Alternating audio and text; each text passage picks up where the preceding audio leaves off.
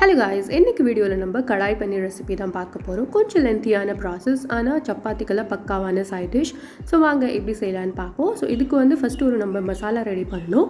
அதுக்கு panல 2 டேபிள்ஸ்பூன் முழு மல்லி, ஒரு அரை ஸ்பூன் ஜீரகம், ஒரு ஸ்பூன் சோம்பு, ஒரு 10 மிளகு, ஒரு பட்டை இதெல்லாம் போட்டு நல்லா வறுத்துட்டு ஆறுன உடனே இத பவுடர் பண்ணி வெச்சுக்கோங்க. இப்போ இன்னொரு panல 2 ஸ்பூன் எண்ணெய், அதுல வந்து ஒரு சின்ன ஸ்பூன் மிளகாய் பொடி, அரை ஸ்பூன் உப்பு போட்டுட்டு இதுல வந்து நான் 200 கிராம் பன்னீர் எடுத்துர்க்கேன். அதை வந்து கியூபா கட் பண்ணி இதில் போட்டு நம்ம வந்து ரோஸ்ட் பண்ணி எடுக்கணும்.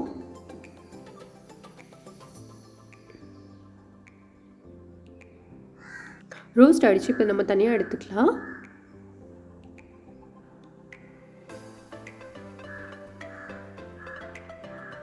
இப்போ இதே ஆயிலில் வந்து ஒரு கேப்சிகம், ஒரு ஆனியன் இந்த மாதிரி கியூப் சைஸில் போட்டு அதையும் ரோஸ்ட் பண்ணி எடுத்துக்கணும்.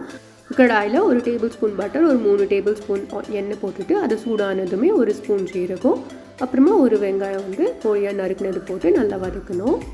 அப்புறமா ஒரு ஸ்பூன் வந்து ஜிஞ்சர் கார்லிக் பேஸ்ட் போட்டு லைட்டாக ப்ரௌன் ஆனமே மசாலாஸ் போட்டுக்கலாம். ஒரு table spoon Kashmiri chilli powder, ஒரு டேபிள் ஸ்பூன் தனியா பொடி, அரை ஸ்பூன் ஜீரா பவுடர், அப்புறமா ஒரு ஸ்பூன் வந்து நம்ம ப்ரிப்பேர் பண்ணி வச்ச மசாலா, அரை ஸ்பூன் உப்பு, அரை ஸ்பூன் வந்து கடல மாவு வந்து கிரேவி எல்லாம் ஒன்றா வர்றதுக்காக போட்டு வதக்கிட்டு நம்ம வந்து 2 தக்காளி இங்கே வந்து நான் பியூராக பண்ணி வச்சுருக்கேன் அதை போட்டுக்கிறேன்.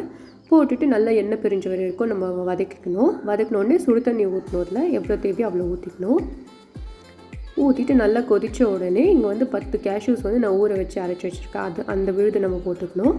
கொதித்த உடனே நம்ம வறுத்து வச்சுருந்த பன்னீர், அப்புறமா அந்த கேப்சிகம், ஆனியன்லாம் போட்டு மீடியம் ஃப்ளேமில் ஒரு 5 நிமிஷம் கொதிக்க வச்சுருங்க. அவ்வளோதான், நம்மளோட கடாய் பன்னீர் ரெடி. உங்கள் வீட்டில் ட்ரை பண்ணி பாருங்கள். உங்களுக்கு இந்த வீடியோ பிடிச்சிருந்துச்சுன்னா subscribe to service. Thanks for வாட்சிங்.